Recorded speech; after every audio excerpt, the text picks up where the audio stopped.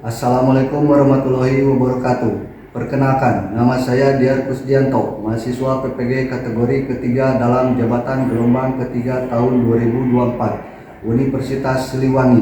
Pada hari ini, Kamis 22 Februari 2024, saya akan mempraktikkan pembelajaran mata pelajaran geografi untuk memenuhi persyaratan uji kinerja dalam jabatan dalam materi posisi strategis Indonesia dan posisi potensi sumber daya alam pada siswa kelas 11 di SMA Negeri 1 Sodong Hilir. Untuk lebih jelasnya, mari kita simak video berikut ini. Selamat menyaksikan.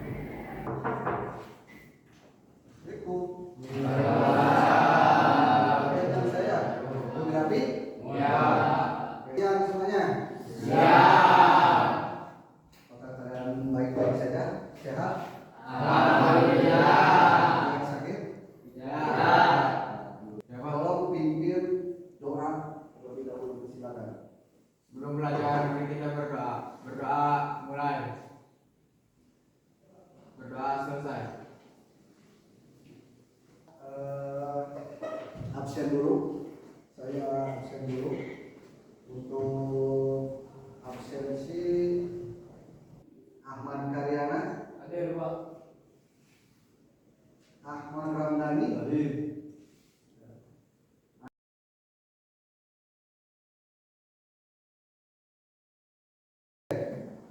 kita bahas dulu materi yang sebelumnya. Kita bahas tentang sumber daya alam pertambangan atau persebaran sumber daya alam. Sudah kalian ketahui bahwa pertambangan itu memiliki wilayah-wilayah yang, apalagi Indonesia ya, memiliki wilayah-wilayah yang tersebar banyak sekali sumber daya alam, terutama di bidang industri ya.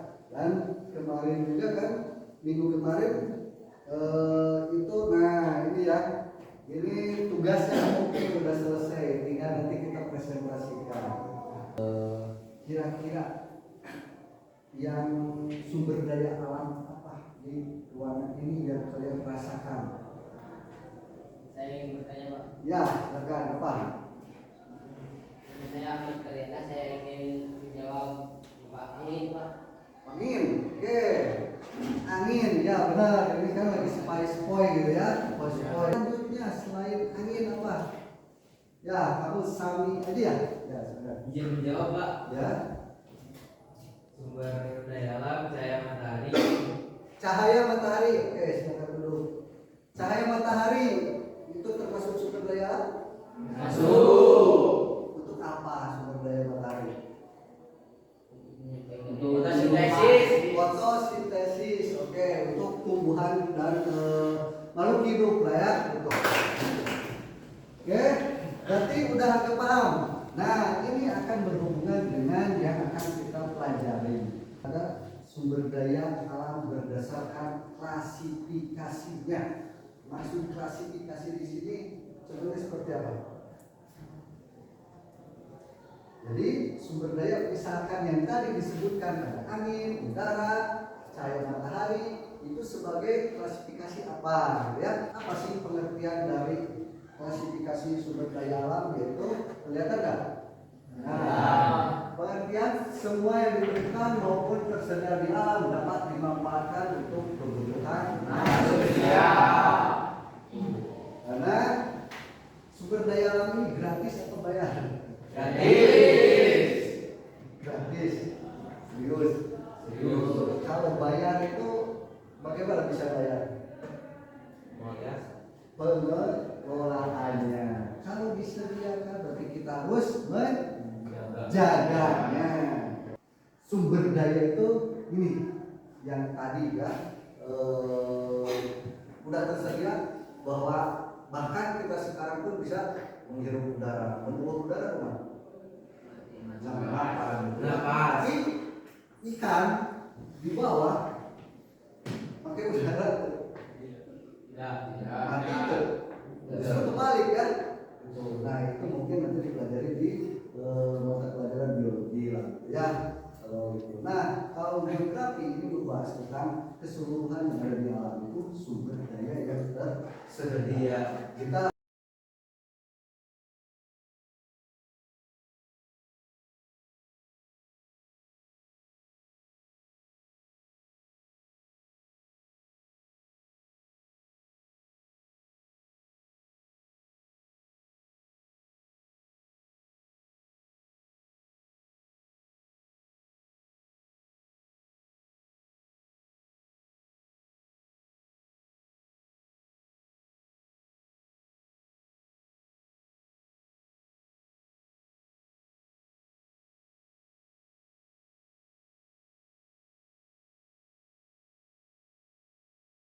kayak awan loh, rintik-rintik berarti hujan. Nah, si hujan itu kan berbentuk air, lalu meresap ke reservoir. Nah ini reservoir itu di sini.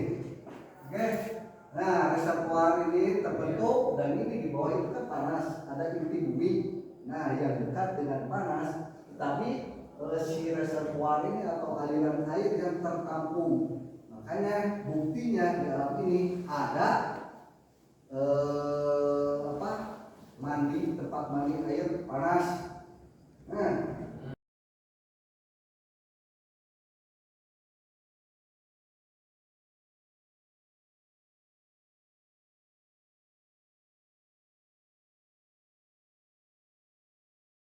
siklusnya bauran perputaran terjadi pada udara, angin, air, gitu ya. Nah, kalau rekayasa pembaruan terhadap sumber daya alam dapat dilakukan dengan cara rekayasa, misalnya stek itu pada tumbuhannya, stek terus populasi inseminasi pada tumbuhan atau hewan.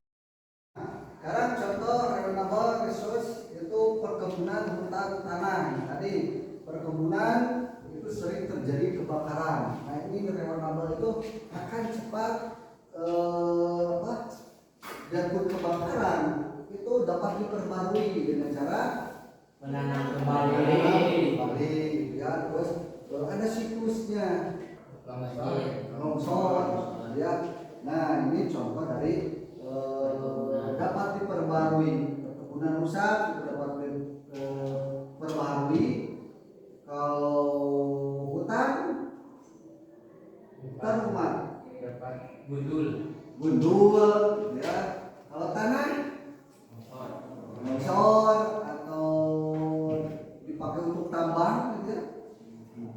Tapi tanahnya saja yang dapat diperbarui. Selanjutnya sumber daya alam yang tidak dapat diperbarui atau unrenewable resource.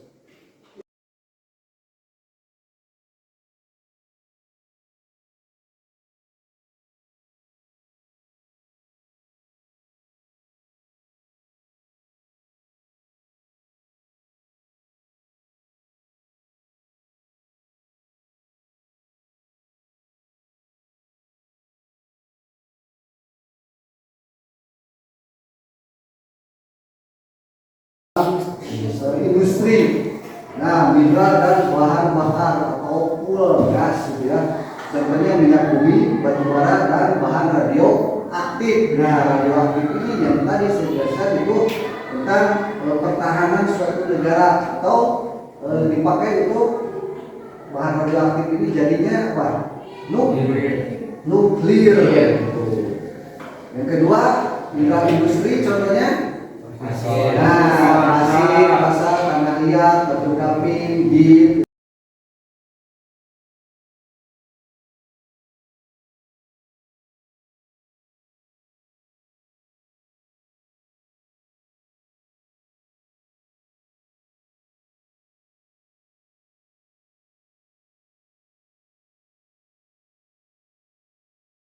Nah selanjutnya di sini ada berdasarkan kepentingan bagi negara yang tadi.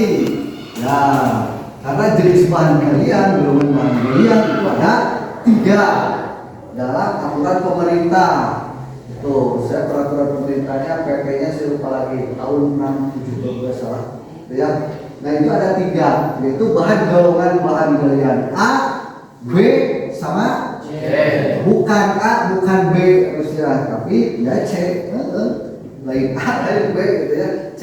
Nah, golongan bahan galian A itu dinamakan lendok.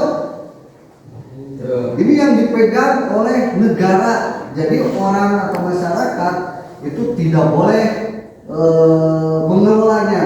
Itu bisa dikatakan kalau orang masyarakat biasa bisa mengelola, itu dinamakan ilegal atau tambang ilegal karena harus diproses oleh negara. Nah, makanya termasuk golongan bahan galian A. Apa itu golongan bahan galian A? Batu bara. Oke, selanjutnya minyak bumi, terus gas, terus emas. Emas itu bisa semua orang memilikinya, tapi sama ya kan, minyak bumi, gas, bensin bisa memilikinya, bisa. Ini ke penggolongannya. Kalau emas itu dia termasuk yang B. Kalau A itu apa dulu? Strategis. Itu yang dipegang oleh negara. Kalau B itu berarti vital. Vital itu hajat hidup orang banyak. Jadi semua orang bisa memiliki. Contohnya tadi emas. Benar kan? Selama dia punya uang, dia beli emas, kamu bisa pakai. Gitu ya. Terus yang golongan B apalagi itu paseng, itu apa, aluminium. Nah, rata-rata itu bahan dari logam. Tadi bisa yang membedakan antara logam dan non logam. Itu rata-rata kalau logam itu adanya di B atau vital. Nah, yang terakhir bukan A bukan B yaitu C atau C termasuk ekonomis ke industri. Jadi yang murah contohnya pasir, terus batu gitu ya. Batu jenis batu juga ada kayak batu split. Dilihat dari apa ukurannya, orang mah batu sama gitu ya, tapi ukurannya yang diseragamkan. Selanjutnya, nah itu adalah 3 dari kepentingan bagi suatu negara. Kalau tidak diatur undang-undangnya, semua orang itu bisa seenaknya. Terus mungkin ke harga, karena Indonesia itu melimpah, ya harganya tidak akan bisa sama gitu. Bahkan emas pun sampai sekarang itu kenapa bisa terus naik? Dilihat dari apa kenaikan harga di dunia sama, harga emas di dunia sama gitu. Tapi kenapa terus-terusan naik? Susah dicari, menjadikan si barang emas atau bahan emas itu menjadi langka. Makanya kelangkaan itu ketika orang membutuhkan itu dalam sistem ekonomi ya, itu akan menjadi gelombang tinggi. Tapi ketika barang yang melimpah gitu ya, tapi ada harganya tetap aja murah. Ketika mahal itu ketika sudah langka, itu intinya ya dalam investasi seperti itu. Nah, selanjutnya berdasarkan asal usul terjadinya ada mineral organik dan anorganik. Nah, kalau organik ini melalui senyawa mineralisasi, senyawa anorganik dan proses kimia dan fisika. Contohnya dalam magma, contohnya emas, perak, timah, besi, dan nikel dan lain-lain.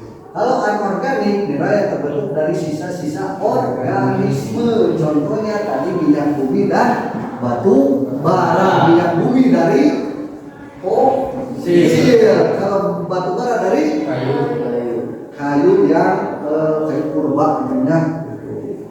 Oke, lanjut.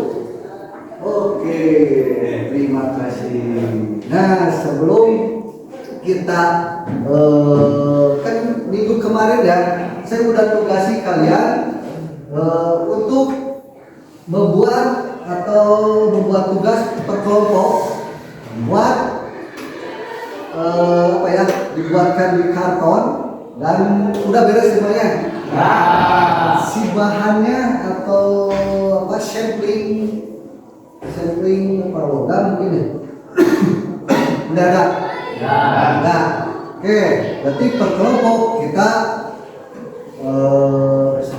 presentasi ke depan. Udah disiapkan kelompoknya? Oke, aturannya. Kalian yang kelompok maju ke depan itu apa namanya itu disebutkan dan dari kelompok apa. Terus nanti ketika presentasi beres itu ada dari kelompok lain itu menanggapi atau ada bisa ditambah atau apa ada pertanyaan dan menanggapi gitu dibantu ya gitu. Itu cukup 3 saja ya. Paham? 3. Kelompok 1 dipersiapkan kalau bisa ya silakan ke depan si apa media yang udah dibikinnya itu ditempel di sini. Nah itu pakai apa? Pakai ya soal sibar ya silakan.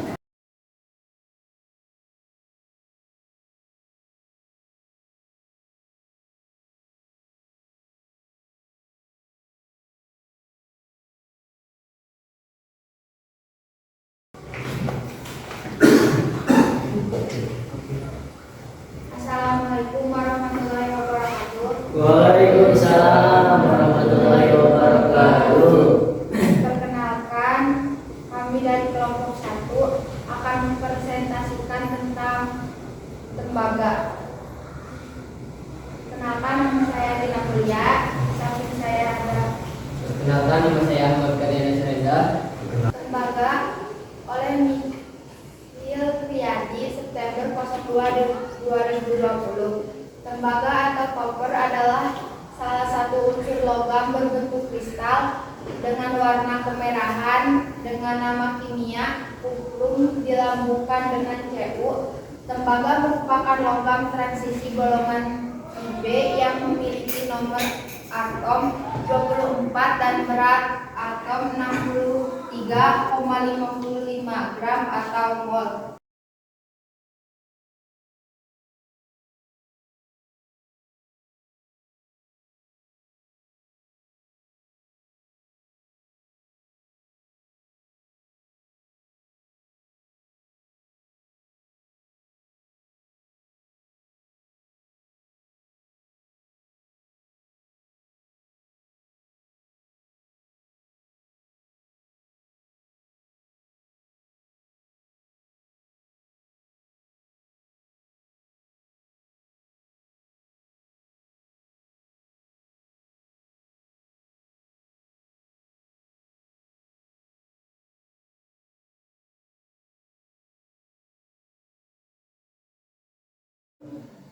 Sekian presentasi dari kelompok kami. Barangkali ada yang mau ditanyakan.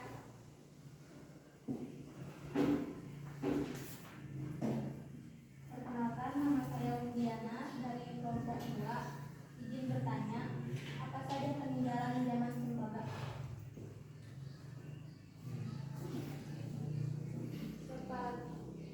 Barangkali ada yang mau nambahin. Perkenalkan, nama saya Siti Nurina dari kelompok 3. Mengapa disebut zaman tembaga?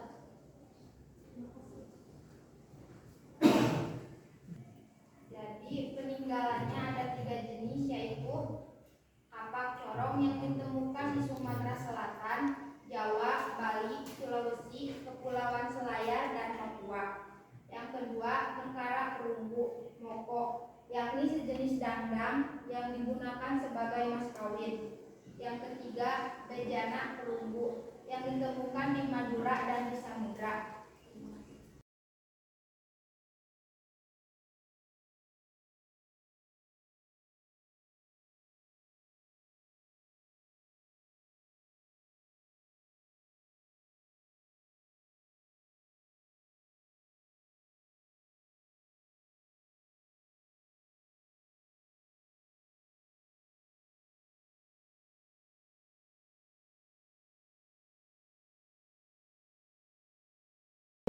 dari sumber daya alam yang tersedia yaitu jenisnya itu tembaga itu bisa dikelola oleh manusia. Dari zaman dulu pun belum ada peralatan yang canggih untuk pengolahan lebih cepat gitu, seperti sekarang ini. Zaman dulu pun udah bisa diketahui bahwa itu jenisnya adalah tembaga ya, pada masa zaman tembaga itu dikelola dan dibuat sedemikian rupa gitu ya. Pada zaman dulu itu mungkin sangat primitif gitu ya, tapi udah bisa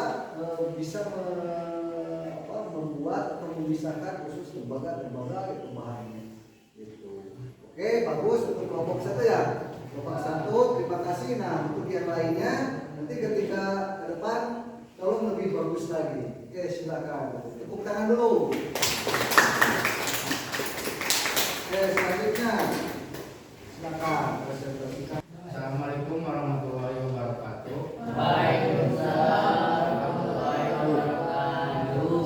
Kami di sini dari kelompok 2 akan mempresentasikan hasil kerja kami tentang aluminium.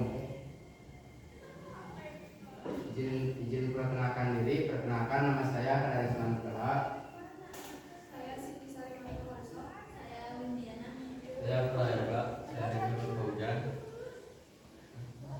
Kami di sini akan mempresentasikan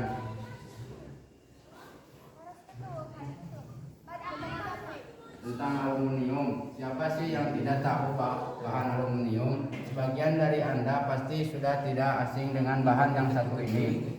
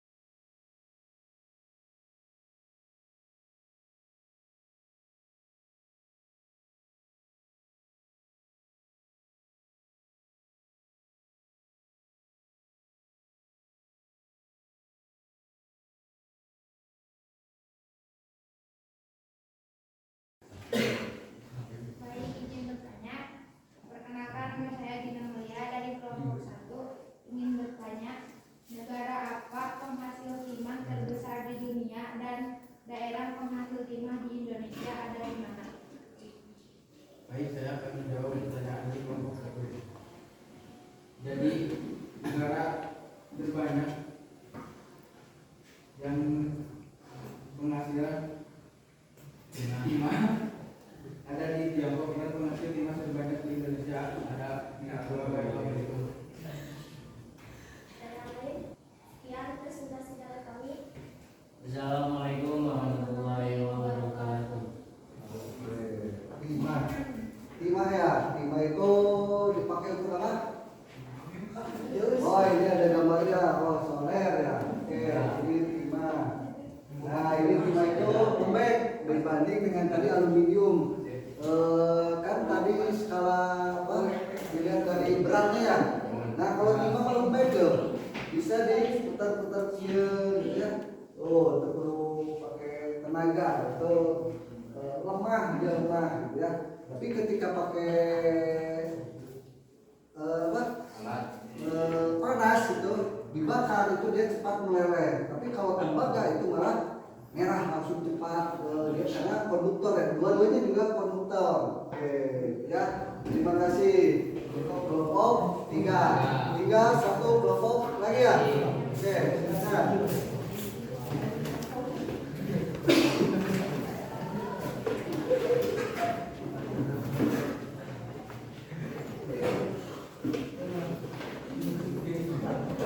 Ini terakhir ya? Ya. Oke.